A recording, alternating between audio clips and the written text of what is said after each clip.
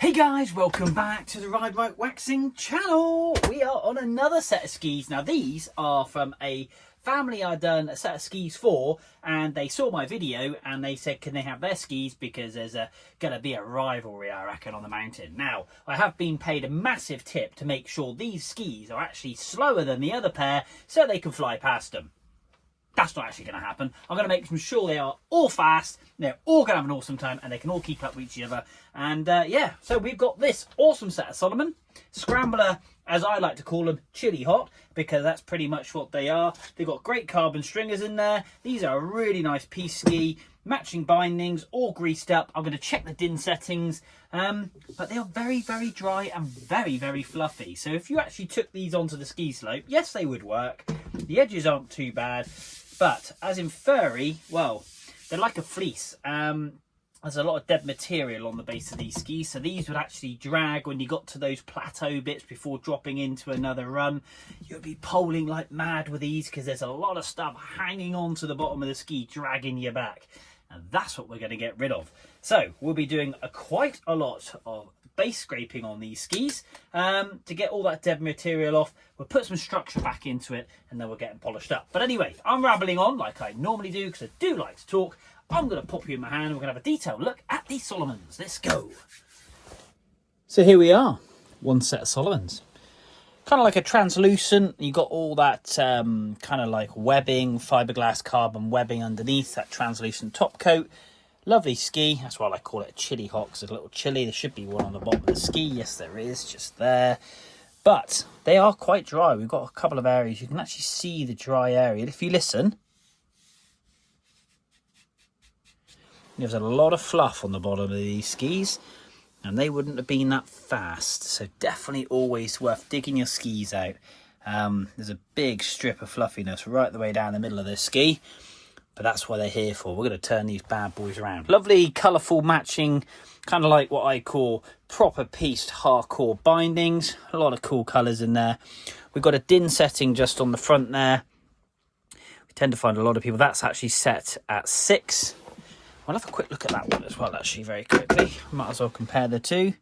That is also set at 6. The rear din setting on the back, which is just in that window, just there, is set at 5, and that one there is also set at 5, so that's good. So we don't need to adjust any of those. I always do check these. Now this screw here is actually to drive down the nose caps. If you find you change your boots, you always might need to adjust the nose cap, and that puts a pressure down onto the top of the boot where you can slide your boot into. So always make sure when your boot's in there you haven't got any play, because then obviously there'll be slackness and you might find your boot will slide out. So that's always a good one to check with your boots. But I checked the bindings over anyway. We'll quickly flip this ski over. Again, we've got that kind of like dry fluffy bit. This one picks it up a little bit better. But yeah, just very furry. Rails aren't too bad, to be honest, but we still will sharpen them up. There is quite a burr edge on the side, so we'll take that down and make sure that's a lovely sharp 90 degrees. But yeah, a little bit of P-Tex possibly. There's a bit of a gouge there up through the ski. But yeah, it's time to make these bad boys fly. Tune time, here we go.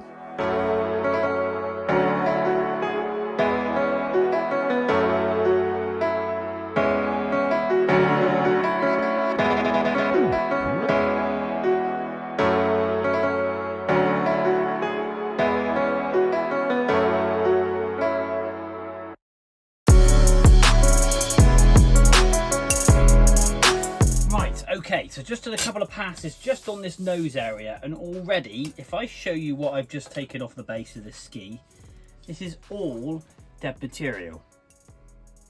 And that's what obviously the wax is not going to, it's going to sit on top of it. You're going to have obviously a lovely, beautiful ski run, and it will just take it all straight off because it's like fur, you know, it's kind of like you want to get it into the base. So sharper scraper is possible, and then basically you've just got to methodically work down the ski, pulling all that dead material off, making sure it's nice and flat and you're not gouging.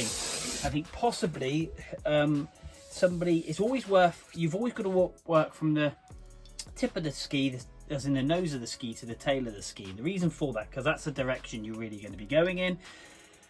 And that's the way, if you go that way, you're pushing the material up. You want to push the material, if there is any under microscope, going up. You want it going this way, not that way. And that's getting into the technical aspect side of things. But it's still a little bit furry, but at this bit up here, it's getting a lot better. So we're removing all that dead stuff.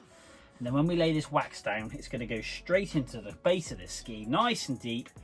And then this thing's going to fly. I just thought to show you that, like I say, because a lot of people would just get wax, just lob it on the top, job done, polish it up. It will look great for 10 minutes. You'd do one run and it'd be gone.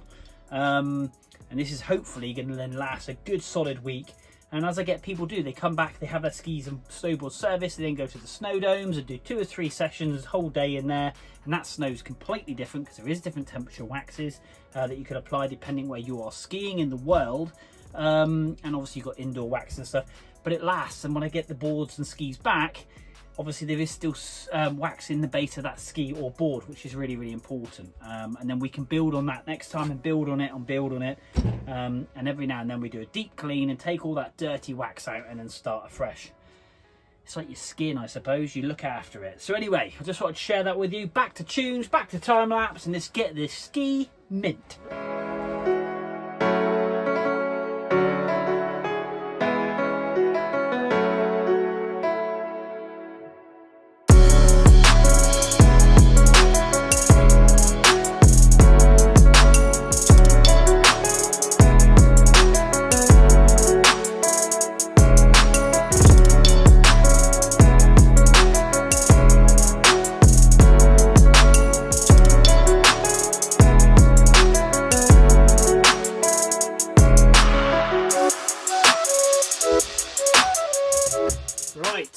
On to ski number 2. We're going to detail this one now.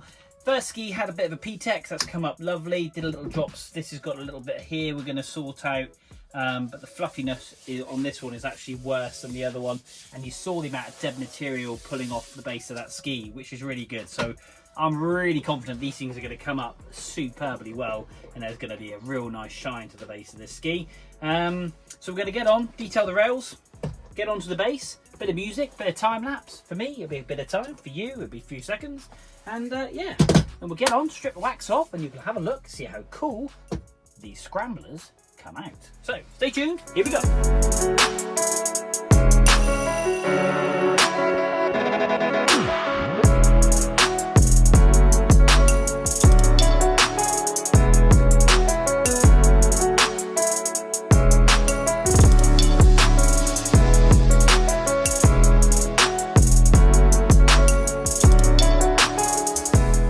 So what I've done with this ski is I have scraped and scraped and scraped and scraped. I've done some P-Tex around it. There was a big gouge going up here, which I've P-Texed and filled. I can take this off now because the P-Tex smelly stuff is gone. First ski of the season has claimed my little finger. Check that out. Lovely. As I'm scraping, these edges are so sharp that like a razor blade. Just ran it straight down. Look at that.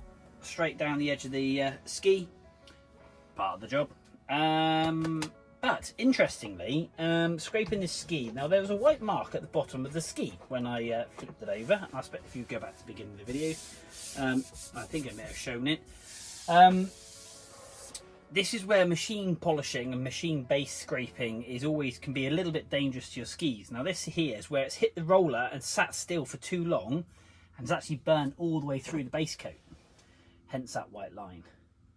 So wherever possible, manually base scraping your ski is always the better way because you take off not a lot of material. You're talking fluff.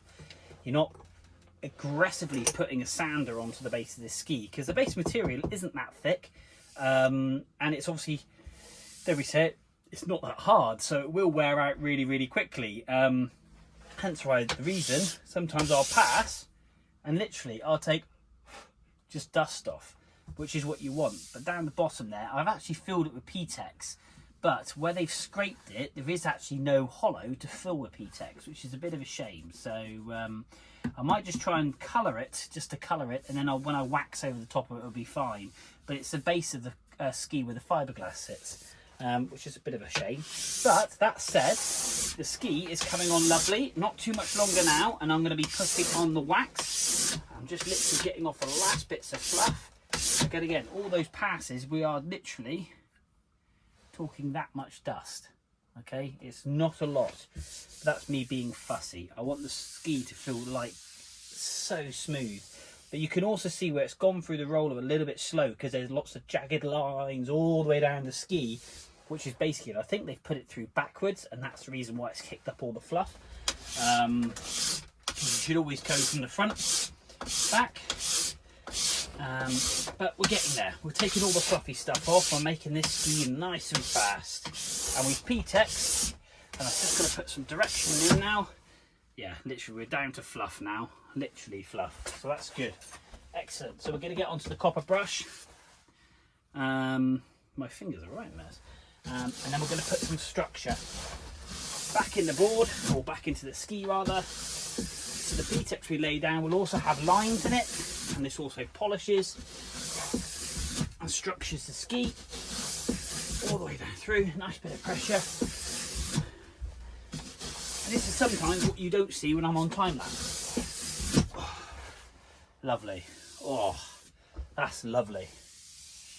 Oh, yes. Yes, yes, yes. That's exactly what we want. Oh, lovely. Nice and silky and smooth. Boom. Right, time lapse. Wax on, and then we'll wax it off. A bit like Karate Kid.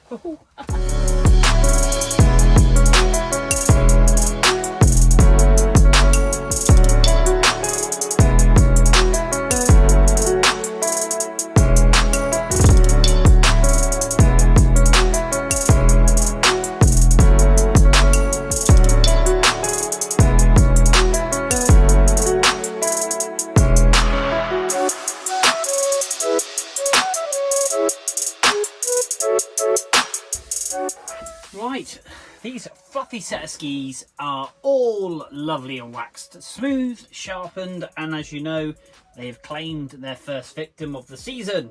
Don't worry, I have cleaned the skis. And yeah, they're ready to have the wax taken off, and that's exactly what I'm going to do. I'm going to make these as fast as their friends, as I did promise I would do, and then they can all keep up. We've got the other set just there, which we're going to be bringing on to the next video. So guys, hit like, hit subscribe, go onto the channel, and we're going to polish these bad boys up, and hopefully we'll see a great difference. Hopefully, I know we will see a great difference. These things are going to look awesome. I'm going to make sure they absolutely fly, so they have the best holiday ever. And like I say, the people that pick these skis up are nice and local to me, and they're absolutely lovely people. And that's why I do this job, because I love meeting people like that. I love servicing skis and snowboards and making sure that they can have the best thing on their feet for their holiday. And when they're flying around with a big smile on their face, there's a little bit of me going, yeah, rock on. Anyway, let's crack on.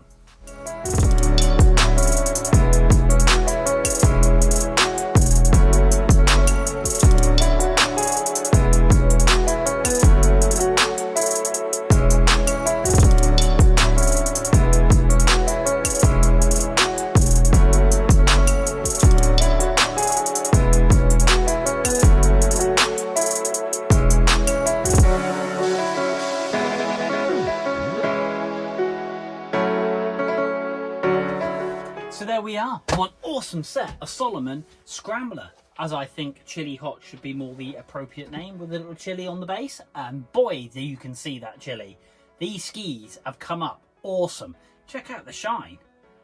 They have so good. So good.